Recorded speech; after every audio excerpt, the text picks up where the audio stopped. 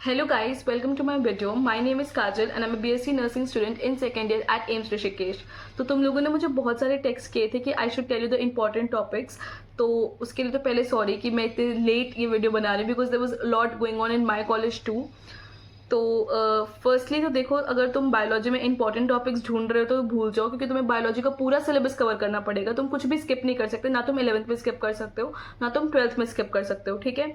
और अगर हम केमिस्ट्री की बात करें तो वो भी तुम कवर कर सकते हो, बट जो सबसे डिफिकल्ट सब्जेक्ट जो हम फेस करते हैं, जो एस्पिरेंट्स फेस करते हैं, वो होता है फिजिक्स। फिजिक्स में आप इंपॉर्टेंट टॉपिक्स ढूंढते हो, तो this video is mainly about the important topics in physics, जिससे आप इजिली 25 प्लस स्कोर कर सकते हो, 20 प्लस स्कोर कर सकते हो। तो ये उन टॉपिक्स पे है। So let me and list जो तुम्हें बेनिफिट्स मिलेंगे ये वीडियो देखने के बाद। सबसे पहला तो जितने भी मैं चैप्टर्स या टॉपिक मेंशन करूंगी, मैं सबके सामने ना नंबर डाल दूंगी, लाइक नंबर 1 2 3 4। तो you can easily watch this video in 2x, ताकि तुम्हारा टाइम सेव हो और तुम्हारा टाइम वेस्ट ना, because time at this moment एक ही मंथ बचा है, बहुत क्रूशियल है। Secondly, I provide you 2 mock test. तुम मेरे डिस्क्रिप्शन में जा सकते हो, वहाँ पे लिंक होगी पीडीएफ्स की, तुम उन्हें डाउनलोड कर सकते हो and you can solve the questions. Question solving eight this moment is very important. अपने कॉन्सेप्ट्स क्लियर करो और जितना हो सकता है उतने से ज़्यादा मॉक टेस्ट सॉल्व करो। ये सबसे अच्छी स्ट्रैटेजी है तुम्हारी। और सिर्फ सॉल्व मत करना, उन्हें एनालाइज करना है कि कहाँ पे तुम्हारी नेगेटिव मार्किंग हो रही है और क्या मतलब किन चैप्टर्स में तुम लैग कर रहे हो। और थर्ड, आई ट्राई शेयरिंग जो मैं कुछ टिप्स एंड ट्रिक्स जो मेरे दोस्त या मैं फॉलो करती हूँ, मतलब हमने फॉलो किए थे when we were in our aspirants era, जिससे हमें एम्स ऋषिकेश में बीएससी नर्सिंग की सीट ग्रैब करने में हेल्प हुई है, ठीक है। तो सबसे पहले जो सबसे इजी से शुरू करते हैं that is modern physics. Modern physics में आपके एटम्स, न्यूक्लियर, ड्यूअल नेचर और सेमीकंडक्टर्स आते हैं, ठीक है। जो डी ब्रॉगली वेवलेंथ के क्वेश्चंस होते हैं वो सबसे ज़्यादा आते हैं और वो बहुत ही फॉर्मूला बेस्ड क्वेश्चंस होते हैं। आप अगर थोड़ी प्रैक्टिस करोगे तो आपको वो बहुत आसानी से आ जाएंगे। और अगर आप रीनीट, मतलब आप ऑलरेडी प्लान कर रहे हो रीनीट देने का, तो बहुत ज़्यादा सिलेबस जो होता है रीनीट का और बीएससी नर्सिंग एग्जाम का क्लैश करता है। तो that's a benefit for you, क्योंकि अगर आप लास्ट के 10 दिन 15 दिन में भी जो आप प्रैक्टिस करोगे ना जनरल नॉलेज का और नॉलेज बेस्ड क्वेश्चंस का, तो भी you will be able to clear, ठीक है। 80% जो सिलेबस होता है रीनीट का जो होगा और जो हमारा एम्स बीएससी नर्सिंग का होगा वो क्लैश करेगा। तो it's a benefit for you.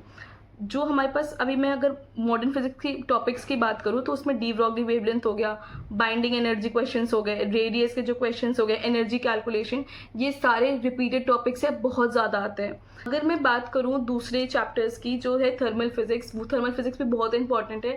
Direct formula based questions इसमें से आ सकते हैं, जैसे तुम्हारा जो आइडियल गैस के क्वेश्चंस हो गए, या फिर जो तुम्हारे जो ग्राफ्स बेस्ड क्वेश्चंस होते हैं, आइसोबैरिक आइसोकोरिक वाले graph based questions are very important. और तीसरा जो हमारे पास में वर्क प्रोसेस, थर्मोडायनेमिक जो वर्क के क्वेश्चंस थे, वर्क डन कैलकुलेट करो, थर्मोडायनेमिक प्रोसेसेस क्या होता है, constant pressure, constant volume, atomicity वाले जो क्वेश्चंस है वो सारे फॉर्मूला बेस्ड क्वेश्चंस है। तुम्हें वो उन पे बहुत अच्छे से तुम्हारी ग्रिप होनी चाहिए।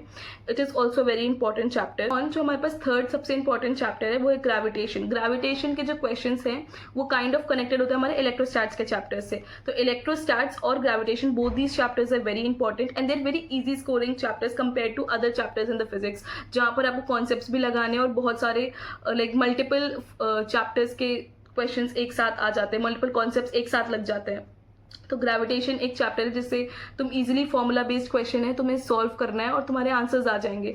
जो सबसे ज़्यादा इसमें इंपॉर्टेंट मतलब वेटेज वाला टॉपिक है वो एस्केप वेलोसिटी, हाइट और डेप्थ वाले क्वेश्चंस जो इस चैप्टर में है, और उसके अलावा टाइम पीरियड वाले जो क्वेश्चंस है वो बहुत इंपॉर्टेंट है। देखो, इलेक्ट्रोस्टैट्स में भी काइंड ऑफ सिमिलर ही चीज़ें हैं, मतलब काइंड ऑफ थोड़ा सा सिमिलैरिटी है ग्रेविटेशन और इलेक्ट्रोस्टैट्स वाले चैप्टर में। तो इलेक्ट्रोस्टैट्स वाला भी चैप्टर बहुत इंपॉर्टेंट है। इलेक्ट्रिक फील्ड तुम्हें कैलकुलेट करनी आनी चाहिए। फिर उसके बाद में कूलम्स लॉ बहुत अच्छे से पुट अप करना आना चाहिए। और इसके अलावा अगर मैं टिप्स एंड ट्रिक्स की बात करूँ तो जैसे तुम्हारे जो इजी चैप्टर्स हैं, जैसे यूनिट डायमेंशन हो गया, बेसिक मैथ्स हो गया, डिफरेंशिएशन वगैरह, इंटीग्रेशन वगैरह, ये तुम कोशिश करो कि जो तुम क्वेश्चन सॉल्व कर रहे हो उसी में सीख लो, ना कि तुम बेसिक मैथ्स के लिए अलग से टाइम दो, क्योंकि तुम्हारे पास ऑलरेडी एक ही महीना बचा है। तो इतना टाइम नहीं है कि तुम मतलब स्पेसिफिकली बेसिक मैथ्स के लिए अलग से टाइम निकाल के उस चैप्टर को पढ़ो, ठीक है। क्योंकि तुम्हारे जो क्वेश्चन आएंगे बिना बेसिक मैथ्स के वो ऐसे आएंगे कि बाकी सारे चैप्टर्स में से रिलेटेड होंगे।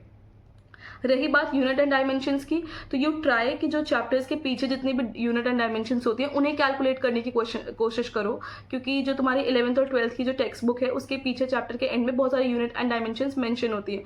यूजुअली वहीं से क्वेश्चन आता है यूनिट एंड डायमेंशंस का, तो तुम्हें वो सॉल्व करनी है। ठीक है, फिर नेक्स्ट हमारे पास में आता है ऑप्टिक्स। रे ऑप्टिक्स का बहुत ज़्यादा वेटेज होता है, you can not skip this chapter at any cost. ये सबसे ज़्यादा इंपॉर्टेंट चैप्टर्स में से माना जाता है, एज इन 12th की टेक्स्ट बुक में one of the most important chapters में से ये एक होता है।